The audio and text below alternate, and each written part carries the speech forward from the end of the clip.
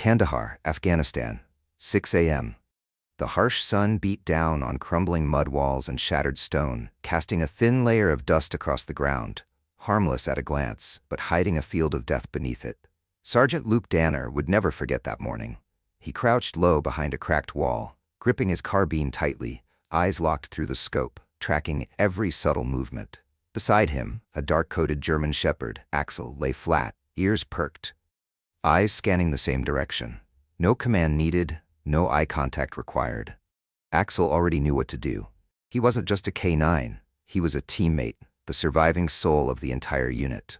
Luke used to joke that Axel was smarter than most of the men he'd ever commanded, but honestly, it wasn't much of a joke. Axel wasn't like other dogs. He was trained under a top-secret program called K9 Alpha, though within the team they used a darker nickname, Project Sentinel. It was a program built for K9s with enhanced reflexes and finely tuned senses, designed to detect threats that machines couldn't.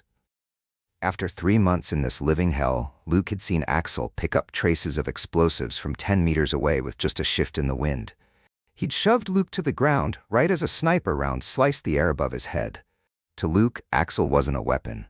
He was the reason he was still alive. Move. The lieutenant's voice crackled through the headset. The three-man team began weaving through a narrow alley behind the abandoned market. Their target, a 3-story building believed to be housing a rebel commander. Everything looked quiet, too quiet. Then Axel stopped, no bark. Just a quick glance toward Luke before stepping forward slowly, nose close to the ground. Luke signaled for the team to halt. No one spoke, no one needed to. If Axel sensed something, they trusted him. Always. Axel turned his head, let out a soft hiss, barely audible, and then lunged forward. Luke followed without thinking. Less than 3 seconds later, the ground beneath them shook. A deafening explosion ripped through the air. Smoke and dust shot into the sky like fire erupting straight from hell. Chunks of wall, shattered stone, and screams were swallowed by the chaos. Luke felt nothing. When he opened his eyes one last time before blacking out, only one image burned clearly in his mind. Axel's eyes, locked on his chest soaked in blood, body planted in front of Luke like a living shield. Then, darkness. There are no violins on the battlefield, no slow cinematic light, just moments when men and the loyal creatures who would die for them give the only command they have left: protect at any cost. For Luke, that was the moment when every line between man and dog disappeared. It wasn't about a dog saving a human. It wasn't about a handler and his K9. It was 2 souls surviving a war that made no sense, where instinct and loyalty were the only things keeping what's right from being lost. From the second Axel threw himself into the fire, Luke knew there was no greater victory than surviving together. But the truth was, only one of them was still conscious enough to understand what had just happened. This emotional story isn't about war. It's about a loyal dog, willing to give everything to protect the only friend he had left on the front lines. A K9 who didn't just follow commands, but knew exactly when to break them to carry out the final order, the one written into his heart. 3 months after the explosion in Kandahar, Luke Danner returned to the U.S. on a military transport plane. No welcoming committee, no patriotic music. Just the sound of wheelchair wheels clicking against concrete as he was rolled out of the medevac bay. He couldn't remember how long he'd been unconscious after the blast. When he finally woke up at the military hospital in Ramstein, his first question wasn't about his legs, it was, "Where's Axel?" A doctor looked away. A nurse pressed her lips together. Then finally, a female officer answered quietly, "He's alive, but badly injured." A few days later, they brought Axel into Luke's room. His black fur was scorched along one side. One front leg was in a cast.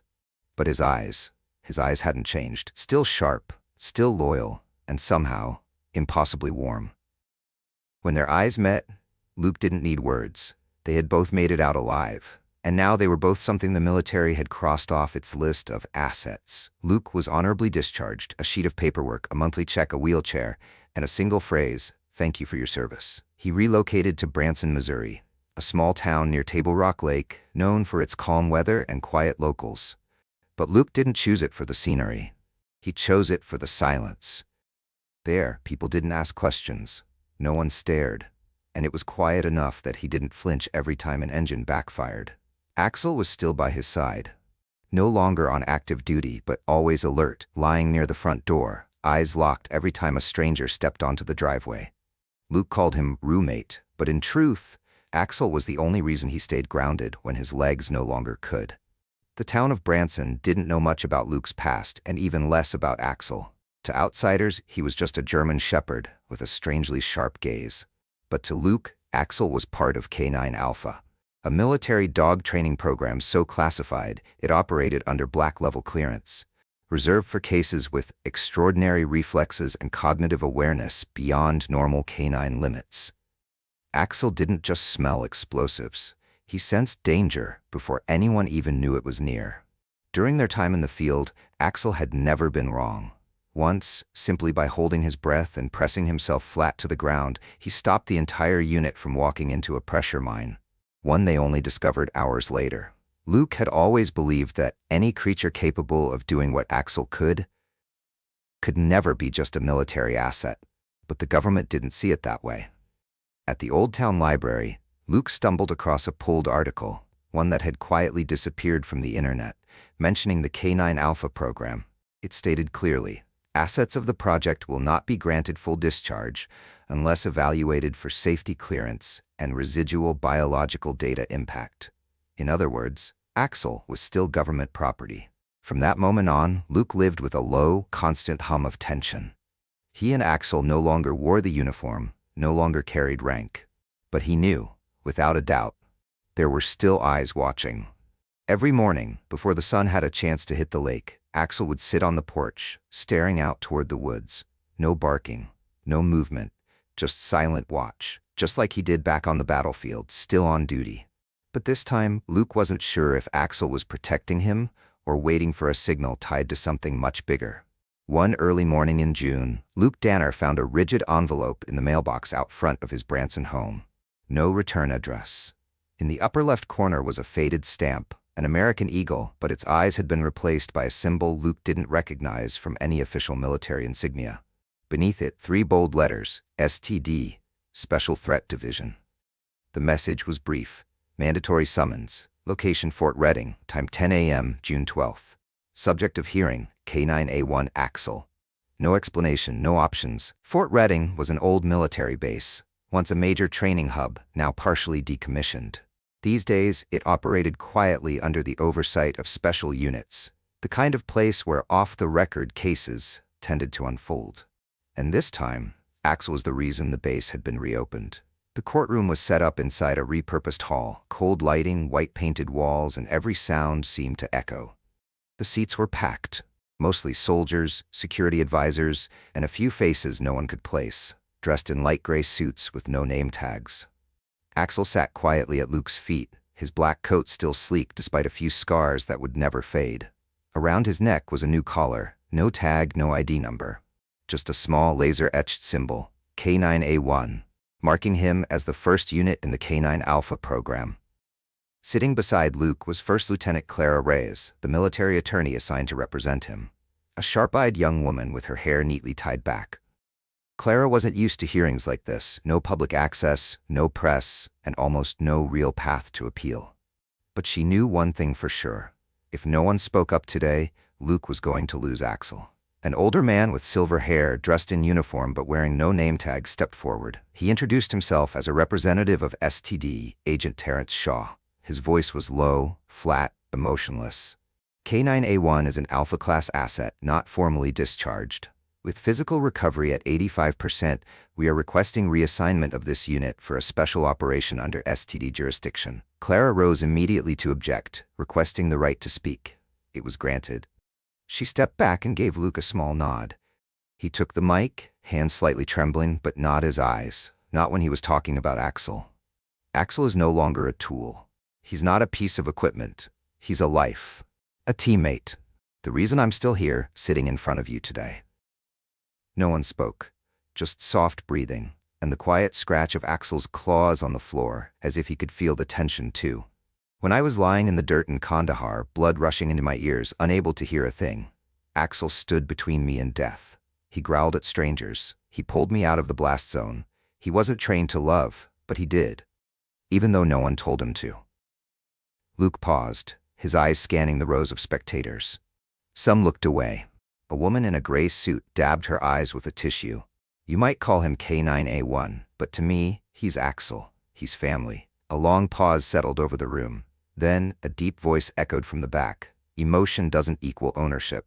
All heads turned. A tall man with a face like stone stood leaning against a column near the door. No one had introduced him.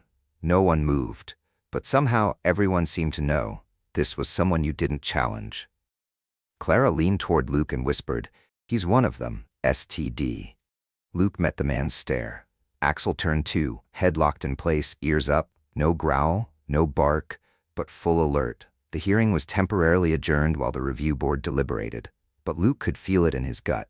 The decision might have already been made. In that moment, the one thing no one had accounted for was Axel's reaction, and that was about to change everything. Just as the judge lifted the gavel to deliver the verdict, a sharp, dry sound cut through the silence. Not from the gavel, but from Axel's claws scraping hard against the wood floor. The dog shot to his feet. No command, no warning, just one sudden movement, sharp as a blade slicing through the stillness. Axel let out a low growl, deep, slow, unbroken. His ears stood rigid, his eyes locked straight on the main door at the far end of the courtroom. The entire room froze. Luke turned his head, following Axel's stare, old instincts firing like a jolt of electricity. He'd seen Axel react like this 3 times before, and all 3 times there had been a real threat. Clara slowly reached out and touched Luke's shoulder, whispering, "What is it?" Luke didn't blink, didn't take his eyes off Axel. "He's on duty." The main door creaked open. A man stepped in, not rushing, not tense. Tailored black suit, crisp white shirt without a wrinkle. Shoes polished to a mirror shine. His face wasn't young, but it wasn't old either. And his pale gray eyes were so still they sent a chill straight down the spine. He wore no name tag. No one in the room knew who he was. But as he stepped forward, no one dared stop him. "Your Honor," he said, voice calm and steady, like reading a field report. "I'm Knox, advisor on behalf of the Office of National Strategic Security." A brief silence followed. The judge, known for being unshakable, narrowed his eyes. "I don't see your name listed in this case file." Knox gave a faint smile and pulled a silver ID badge from his jacket pocket. There was no name, just a black circular symbol and a half-blurred QR code. The judge studied the badge for a few seconds, then gave a nod. "You may speak. 5 minutes." Axel didn't relax. Not one bit. Instead, Axel let out a sharp, low snarl. His entire body went rigid. Front legs dropped slightly as if ready to launch forward. To Luke, it was a signal, loud and clear. He had never seen Axel react this way to anyone, except in the presence of unknown toxins or untagged biological devices. "Clara," he said quietly, "something's wrong." She glanced at Axel. "Yeah, I see it." Knox stood calmly at the front of the room, his voice still even, but every word he spoke carried a strange weight. K9A1 is not just a working dog, he is a strategic asset, the result of K9 Alpha, Black Level Tier. Information about this unit has never been declassified, and it does not fall under the jurisdiction of a conventional court. Luke gripped the armrest of his wheelchair tightly. "He's a living being, not an asset." Knox didn't turn his head. "He's not just a living being, he's a pre-reflex biological alert system, integrated with neural sensory inputs at the cellular level. His capabilities go far beyond the scope of any standard K9. Clara stood. "You're talking about Axel like he's a tool. That violates the Military Animal Protection Act." Knox raised an eyebrow and, for the first time, looked directly at her. "We don't refer to this as an animal. We classify it as a living biofeedback structure." Axel hissed, short, sharp, threatening. The growl that followed vibrated deep from his chest, echoing across the courtroom. There was no doubt now. Luke knew that sound. This wasn't a reaction. "He's issuing a warning," Luke said, his voice tight as wire. The judge started to waver. "Does your dog usually do this?" "No," Luke answered. "Not unless there's something dangerous nearby. The kind of threat humans can't smell, sense, or detect with current tech." Knox stood motionless, face carved from stone. "We haven't brought anything dangerous into this room." Axel suddenly stepped forward. Just one movement, small, but the entire room reacted like a bomb had gone off. 2 guards placed their hands on their holsters. Clara instinctively threw an arm out in front of Luke, but Luke wasn't afraid. He knew Axel. And if Axel was reacting this strongly, then whatever danger was here was already in the room.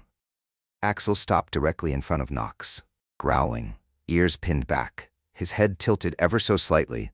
The one move Luke recognized instantly. He was listening, to a frequency, to a signal, to some kind of device. Luke whispered, barely audible, "What did you bring into this room?" Knox didn't answer, but in his eyes, just for a split second, something flickered. "He doesn't belong to anyone," Luke said slowly, voice firm and unwavering, "and he damn sure isn't property." Knox turned toward Luke, not angry, not losing control, but with the tone of someone explaining the rules to a child who just didn't understand the game. K9A1 is the last remaining strategic asset of the K9 Alpha program, a project shut down after losses you were never cleared to read about. Every other subject was either decommissioned or disappeared in the field. Axel is the last piece, Luke, and the government doesn't let pieces like that slip through the system. Luke clenched his jaw. "That piece?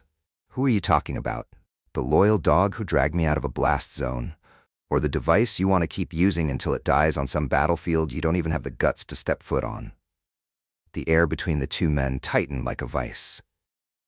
One, a former special ops sergeant in a wheelchair. The other, an unnamed government official with power no one could trace. But Luke's stare didn't flinch, not for a second. And standing beside him, growling with low, engine-like intensity, was the clearest warning in the room. Axel didn't take orders from anyone except him. Clara spoke up, trying to keep the atmosphere within legal bounds. "Mr. Knox, even if Axel's records still technically belong to the government, I believe this court retains jurisdiction to reassess his status." "There is no reassessment," Knox interrupted. "This court exists for optics. That's it." A sudden electronic whine cut through the air. Every head turned toward the door. Axel let out a fierce snarl, louder, sharper than anything so far, and before anyone could move, he launched forward, straight at the main entrance, where a tall man had just stepped in. Gray coat, sunglasses, wearing them indoors. Axel skidded to a stop, planting himself between the man and the rest of the room, teeth bared, claws scraping tile. The man's face didn't flinch, but his hand just barely dipped toward his waist where something sat beneath his coat. "Stop!" Luke shouted. "Don't take another step." The courtroom erupted into chaos. One security officer drew his weapon. The man in the gray coat slowly raised both hands, trying to appear non-threatening. "I'm here to see Knox," he said evenly. No tremble, no panic, but Axel didn't budge. And then, a long, shrill beep pierced the air from the equipment station behind the judge's bench. All eyes turned. One of the biometric scanners, standard for emergency detection during hearings, was flashing red. The screen blinked furiously, displaying a spiral-shaped icon, the universal alert for an unidentified biological structure within a 3-meter radius. Did anyone bring unauthorized equipment into this room? A military officer called out. Silence. No one answered. Clara turned to Knox. "What did you bring?" Knox didn't respond, didn't move forward, didn't step back. But his eyes, locked on Axel, were no longer calm. They were calculating, wary. Luke braced his hands on the wheels of his chair, leaning forward toward the bench. "Axel knows something's wrong. Don't ignore the signals he's giving you." A tech officer rushed over to the judge's bench, handheld scanner in hand. As he swept it lightly around the elevated platform, the device beeped again. Louder this time. He froze, bent down, and picked up a small black object, no bigger than a thumb drive. "This was planted here," he muttered. The judge frowned. "What is it?" The technician rotated the object in his hand, then plugged it into the nearest diagnostic port. The monitor lit up. Lines of unencrypted data flashed across the screen, mostly random, but a few lines were clearly marked. Synaptic mirror protocol active. Clara furrowed her brow. "What does that mean?" Luke whispered, a chill in his voice, like a memory clawing its way back from the battlefield. Synaptic mirror protocol. It's a device used to echo neural signals from a host with a specific biological bond. All eyes turned to Axel. The dog still stood firm at the door, eyes locked on the man in the sunglasses. But now Axel's growl had shifted into something else. A low, drawn-out hiss, slipping through clenched teeth, like it was ready to shred the false calm in the room. Knox shifted slightly. "I'll need to take that device with me." "No," the judge said, speaking for the first time in nearly 5 minutes. "Not until this is clarified." Clara rose to her feet, her voice icy. I'm calling for the scene to be preserved and an independent investigation opened. No one leaves this room. The man in the sunglasses finally stepped back. Axel didn't move. He stayed glued to him, not allowing even an inch of space between the threat and the court. Luke recognized it. The way Axel moved, the way he stood, the way his eyes never left people who pretended to be harmless. This was no longer a courtroom. This was Axel's territory now, and he had just identified the intruder. The room fell into chaos. Military police fanned out. The biometric scanners kept flashing red. Some people started edging toward the side exits, while the man in the sunglasses, the one Axel had blocked, quietly backed away, his eyes still hidden behind tinted glass. But Axel didn't move. He growled low, head lowered, ears standing tall like living radar. Every signal was clear. He was tracking a threat still undefined. Luke never looked away. His body couldn't stand, but every instinct in him flared alive, like he was still on the battlefield. He knew, if Axel was reacting like this, the room was no longer safe. And in the middle of all that noise, Knox didn't move an inch. No expression. Not a flicker of fear. It was as if Knox had known this would happen all along. You see it now? He said, not looking at anyone, only at Axel. That's not a dog's reaction. Clara narrowed her eyes. Then what do you think it is? Knox finally turned his head, his voice barely louder than a whisper. Biotech. Integrated, and impossible to replicate. A strange silence fell over the room, as if, all at once, everyone realized they didn't truly know what they were standing in front of. Axel, Knox continued, was designed under Project K9 Alpha not just to detect explosives or bioweapons. He's the first living system capable of sensing cellular shifts in environments we haven't even classified yet. Put simply, he turned back toward Luke. He knows what's coming before humans can even measure it. Luke clenched his jaw. He's not a tool. He's a teammate. He's my family. Knox shrugged. I don't dispute that. I'm just reminding you of one thing. What can't be controlled gets removed. Clara stepped forward. What are you saying? Knox looked her dead in the eye. Project K9 Alpha wasn't shut down because it failed. It was shut down because it worked too well, too dangerously. Beings like Axel can't be cloned, can't be programmed, can't be fully controlled, and because of that, they have to be erased. A member of the review panel finally spoke up. But weren't all units already decommissioned? Knox nodded. Yes, all of them, except one. He glanced at Axel. And now, it's time to finish what's left. The air in the room turned ice cold. Luke stared him down. So that's the real reason? Axel wasn't recalled to serve, he was recalled to be terminated. Knox didn't deny it. There's no other option. Clara stepped in front of Luke, her voice sharp. He's a legal citizen. Axel is now a certified service dog for a veteran. You have no right to take the life of a living being under the guise of national security. Knox replied coldly. You're trying to apply civil law to a black-level clearance program? I'm afraid you're playing the wrong game. Luke nearly growled. What about me? I was part of that program too. I saw everything. You can't erase me. Knox looked at him. For the first time, a flicker of uncertainty in his eyes. You were part of the program, yes, but you're human. You can be intimidated. You can be controlled. You can be bargained with. But him, he pointed at Axel. It only acts on instinct.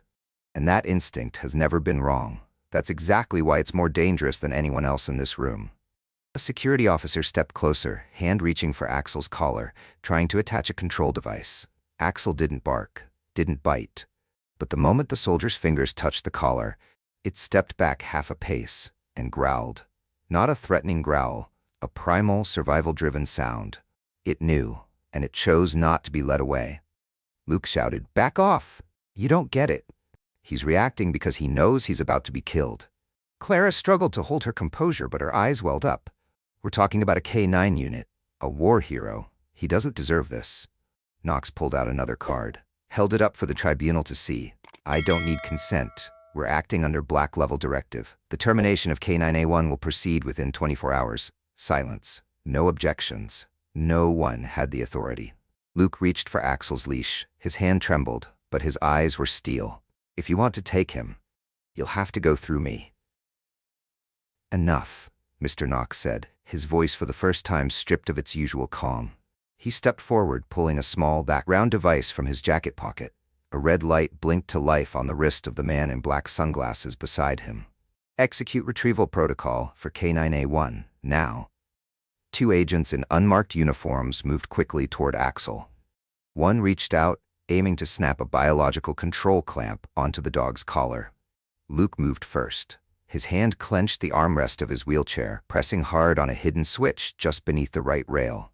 A soft click followed, barely audible to humans, but Axel heard it loud and clear. In less than a second, the air in the room changed, completely. Axel shot to his feet, body locked like stone. His eyes, already sharp, now burned with a fierce new layer. The command had been received. Activation complete. What the hell? One of the agents stumbled back. Luke raised his head, voice calm and cold. Omega defense mode. Only last-gen K9 Alpha units have it, and only the original handler has the authority to trigger it. Knox clenched his jaw. You had no right to use that protocol. Luke didn't raise his voice. He didn't need to. You call him a device? Then watch what this device does to protect what matters. Axel let out a deep, guttural snarl as he moved toward Knox. But he didn't attack. Instead, he turned his back to the man, planting himself firmly between Knox and Luke. The protector instinct had taken full control.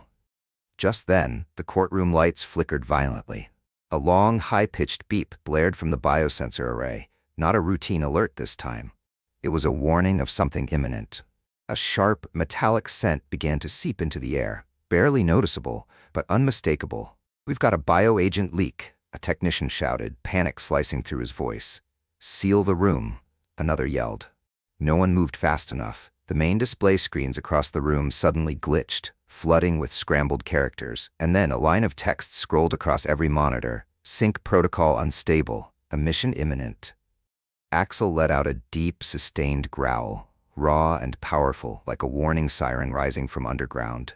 Then he turned to Luke, eyes locked on his handler, as if asking, now? Luke gave a small nod.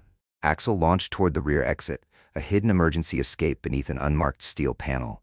Everyone, follow him, Clara shouted, shoving a frozen security officer into motion. The man hesitated for barely a second, but as the sharp, metallic scent in the air grew stronger, he took off after Axel, with a line of guards rushing behind him. Luke turned to Clara. You go with them. No. No arguments. He won't leave as long as he sees me here. But you can get him out. Clara stared at Luke, her eyes blazing, but she understood. She knelt down and took hold of Axel's leash. Come on, buddy, she whispered. He trusts me. Axel hesitated for half a second, his eyes still locked on Luke. Luke gripped the armrest tighter. Final order, Axel, he said, his voice barely audible. Protect, not fight. And then Axel left. No looking back, no bark. He quietly led the group down into the dark basement behind them, where the exit from Fort Redding lay buried deep underground. The room now held only Luke and Knox. The lighting system flickered one last time before switching entirely to red. No more alarms, just a terrifying silence. You just sent away the only thing protecting you, Knox said, stepping closer. Luke didn't answer, but he saw it. Knox's hand was trembling, just slightly. At that exact moment, the hacking signal stopped. A command line appeared. Failsafe triggered. Self-erase in 20 seconds. Knox stepped back. No, that's not possible. Luke gave a faint smile. Can't control it, can you? The sound of data wiping. A system reset. And finally, a soft click, like a circuit just snapped. Smoke began to leak from the data ports. Knox stumbled backward, panic filling his eyes. He pulled out a signal transmitter and pressed it repeatedly. Nothing happened. One of the agents rushed in from the hallway, whispering, "Full region disconnect. We need to evacuate now." Knox nodded, eyes still locked on Luke. "We'll be back." Luke smirked, like he'd been waiting his whole life to hear that. "So will I." Mr. Knox and his team vanished into the shadows, slipping through a private exit hidden behind the wooden paneling. No one saw them leave. No one heard a single footstep. Only a faint chemical scent lingered in the air, and the chilling certainty that whatever had just happened wasn't over. Fort Redding was locked down completely within 2 hours of the incident. Everyone remaining, Luke, Clara, Axel, and nearly 20 others, were transported to a classified quarantine facility managed by the Strategic Response Force. No outside contact was allowed. Phones were confiscated, signals cut, The entire event was escalated to biological threat level C. For the first 3 days, no one spoke to them. No questions, no answers, no explanation. Just white hazmat suits, eyes peering through face shields, and the constant sound of decontamination doors opening and closing. As for Axel, he was taken to a separate isolation room. No people, no noise, no excess light. But the most telling detail was this: no one dared get within 10 feet of him. According to leaked documents later, during the first 72 hours, every biosensor installed in the facility went haywire every time Axel moved. No one could explain why. No one understood the defense mechanism Luke had activated.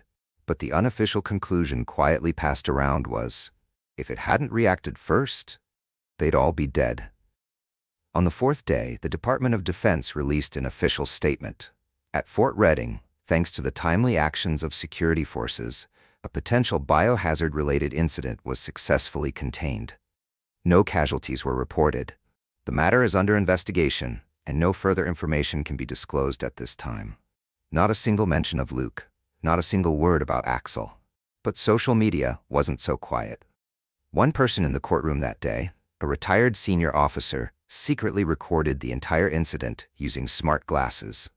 And although he was detained immediately after leaving quarantine, the footage still made its way out.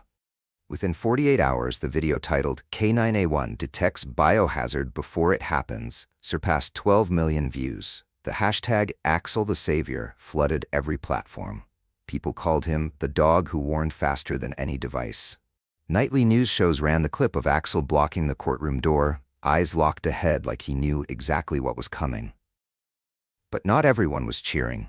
Just a few days later, an investigative journalist published an article titled Axel, Hero or Bioengineered Weapon Gone Rogue. And just like that, public opinion split in two. One side saw Axel as a living legend, the symbol of loyalty and the unmatched survival instinct of canine service dogs. The other started asking, if he can sense threats humans can't, what else might he be capable of that we don't know? Clara was released early, but only under the condition that she sign a non-disclosure agreement. She refused. 3 days later, she was temporarily suspended under the vague reasoning of a security reassessment. Luke was released a week after. Like Clara, he was warned to avoid speaking with the media. But he said nothing. He didn't need to. He only needed one thing. Axel was still alive, and still with him. Though never officially acknowledged, Axel was quietly referred to within the intelligence community as the first living asset outside government control, who ended up saving the government. One seasoned officer speaking off-camera once said, "I've seen loyal dogs, but never one that knew it was protecting the world, and still chose to do it." Winter passed quietly in the mountains of northern Arizona, where Luke Danner chose to disappear. An old wood cabin deep in a thick pine forest, nearly 2 hours from Flagstaff, no neighbors, no cell signal, just wind sliding over rusted tin and the crackle of firewood in the stone stove each night. Here, Luke thought, no one would find them. No agencies, no governments, and maybe, just maybe, he could forget everything that had happened, or at least try. Axel stayed by his side, never more than a step away. But what Luke never told anyone, not even himself, was that Axel wasn't the same anymore. Not because he was weaker, but because he was always awake. Every night, in complete silence, Luke would see Axel standing on the porch, not sleeping, not pacing, just staring at the sky. Not at stars, not listening for sounds. Just watching, as if waiting for something to appear from above. At first, Luke chalked it up to trauma, an old survival instinct from a dog who'd spent too long on the front lines. But even on nights with no moon, no wind, no movement, Axel did the same thing. And once, just once, Luke heard him growl. A low, barely restrained growl that lasted nearly an hour. Not aimed at anything, no threat in sight, just a black sky and the unblinking stare of a loyal dog sensing something no one else could. One September evening, Luke was scanning frequencies on his old shortwave radio, the kind he'd held on to since active duty, when something strange came through on 138.7. It wasn't a voice, not exactly, not static either, just a faint, looping sound, encrypted sounding, embedded within the white noise. And then a whisper, genderless, repeating, Unit A1, position logged, system reboot pending. Luke shot upright. He spun the dial back, fast, but the signal vanished like it had never been there.